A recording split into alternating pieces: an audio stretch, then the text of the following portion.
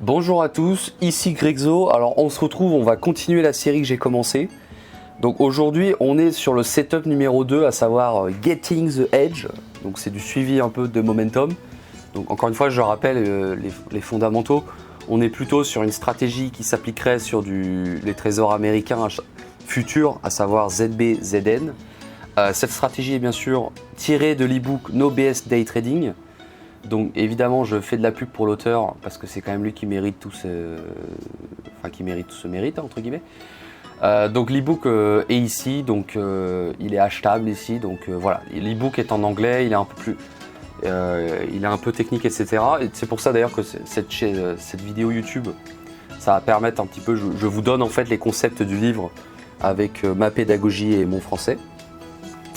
Et bien sûr, je rappelle ici aussi évidemment, pour ceux qui, donc vous aurez un lien dans ma description pour mettre votre email. Et en fait, ce que je vais faire, c'est qu'une fois que moi j'aurai fini personnellement de lire le livre, donc j'ai déjà commencé à préparer des fiches mémo sur chaque concept que je vous ai expliqué. Donc par exemple la précédente vidéo et celle-ci.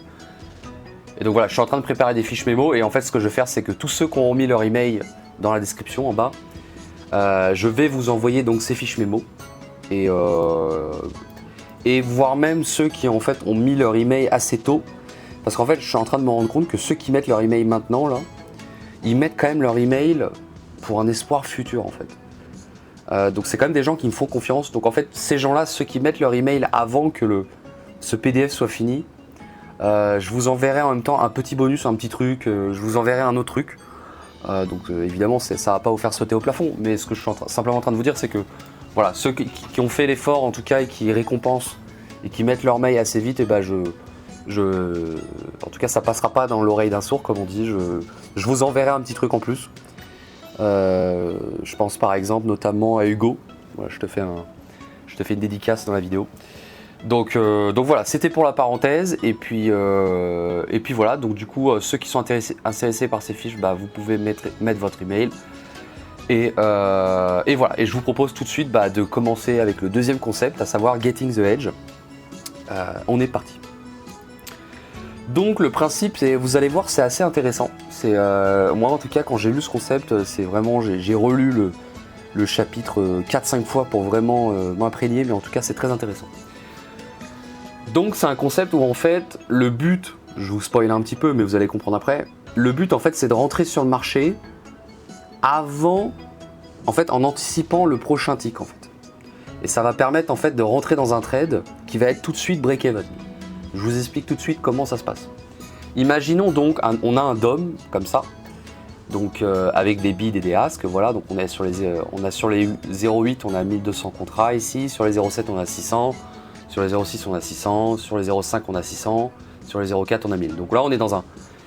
Donc évidemment, cette stratégie a besoin, en fait, on a besoin de définir un momentum. On a besoin en fait qu'il y ait un momentum de base qui soit clair. Et là, dans ce cas ici, c'est un momentum qui est haussier. D'accord ?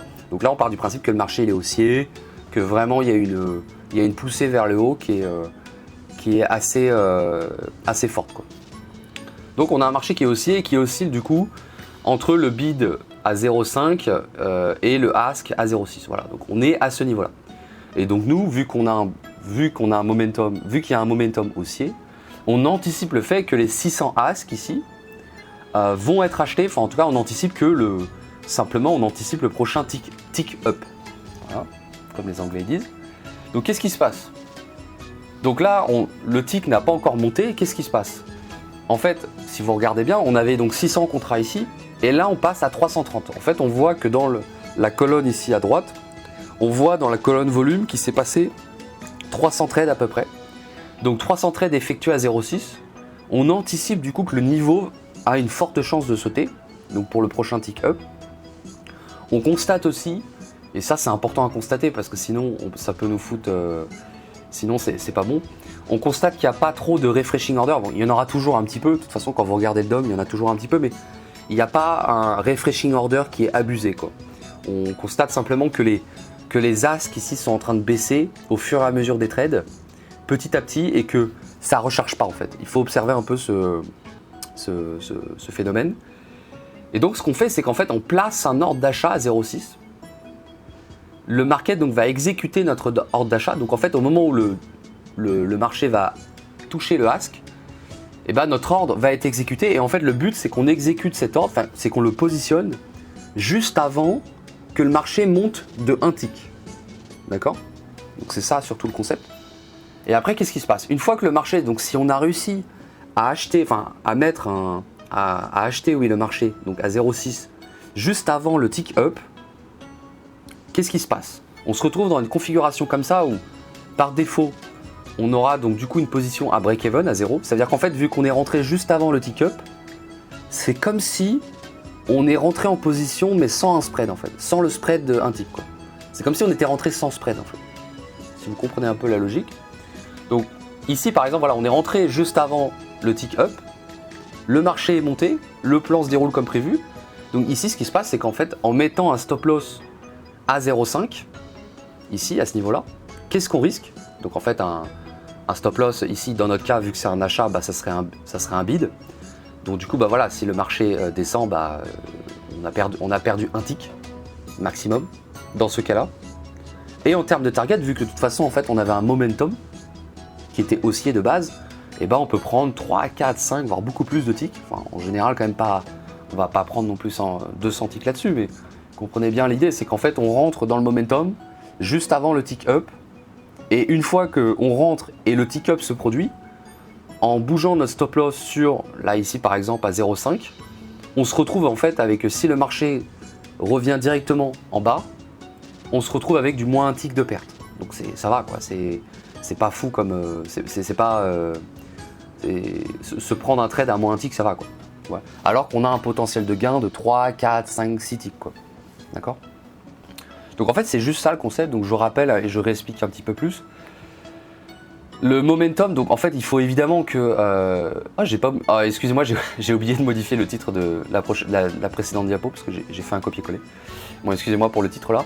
Mais grosso modo, voilà, le momentum, il faut qu'en amont qu'il soit bien défini et clair. Parce qu'en fait, si vous voulez, si le marché il fait du plus 2, moins 2, plus 3, moins 2, plus 4, moins 2, etc. S'il fait un peu des escaliers le marché, bah évidemment cette stratégie, vous allez vous rendre compte qu'elle marche pas trop.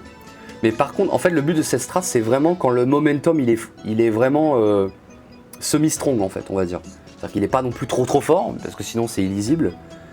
Mais il soit en fait, il faut qu'il soit assez fort. Mais en même temps, il faut que vous puissiez avoir le temps de réaction, etc. pour rentrer juste avant le tick up. Donc l'entrée, comme je disais justement, c'est juste avant le tick up ou down, suivant si vous êtes plutôt à l'achat ou à la vente. Lorsque la jauge des bids ou des asks du coup est basse, c'est-à-dire qu'en fait vous voyez la jauge des bids et des asks se réduire, et vous vous dites, ah bah tiens, on va rentrer juste avant que le tick up se passe, ou le tick down. En termes de perte max, sur une stratégie comme ça, qu'est-ce qu'on fait? On a déjà un stop loss, on peut mettre un stop loss de base à moins 3 ticks, parce qu'en fait, imaginons le tick, vous rentrez et le tick up se produit pas, mais vous êtes quand même dans le trade, donc vous vous retrouvez quand même dans un trade à moins 1, moins 2 quoi. Donc du coup, l'idée ça serait d'avoir un stop à moins 3 ticks, c'est-à-dire que si vraiment voilà, on descend de 3 ticks, de toute façon c'est voilà, tant pis, le momentum, en tout cas la lecture du momentum n'était pas bonne, ou en tout cas vous avez déchaté un peu votre timing pour le tick up ou le tick down. Donc stop loss hard à 3 ticks. Si vous avez réussi le tick up ou le tick down, vous bougez votre stop loss donc à moins 1 tick, en fait vous le bougez juste en dessous. Donc ce qui va se passer c'est que du coup au pire vous perdez 1 tick.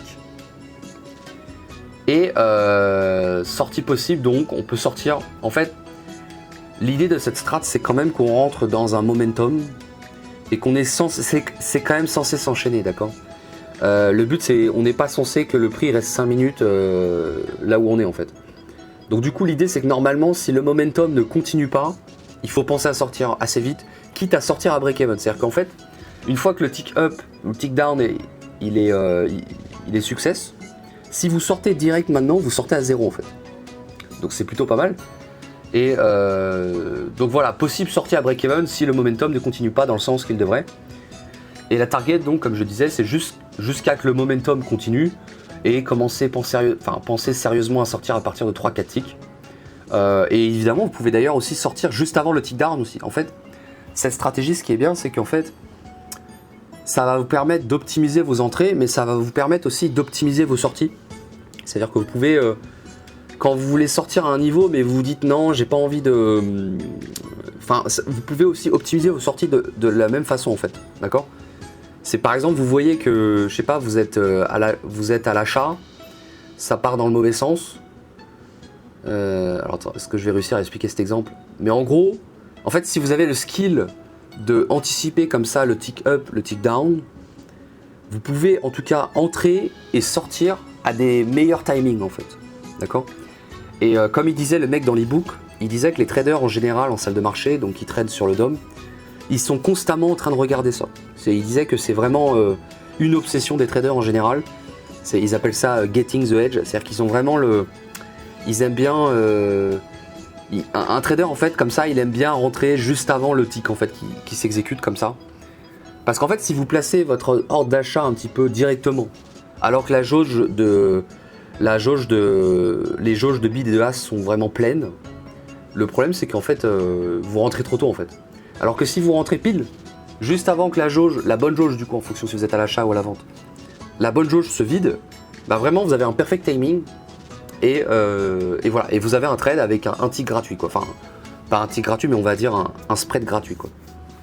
Et donc comme je disais aussi, voilà, si le momentum, vu que le momentum est présent, le prix est censé continuer vite dans votre direction, et comme le mec il disait dans l'ebook, il faut vraiment penser à sortir break-even si vous voyez un affaiblissement du cours, parce que c'est une stratégie low risk, mais il faut quand même que ça s'enchaîne assez vite quoi. Voilà. Donc voilà, en vrai c'est tout ce que j'avais à vous dire les gars.